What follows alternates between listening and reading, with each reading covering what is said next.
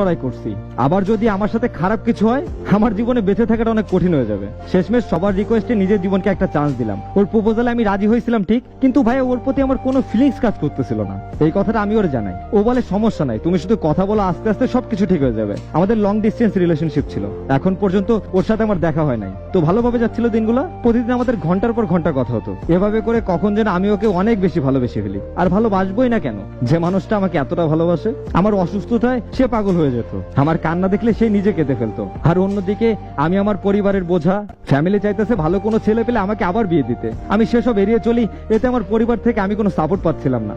তারা প্রতিনিয়ত আমাকে বুঝিয়ে দিচ্ছে আমি তাদের পরিবারের বোঝা হয়ে আছি।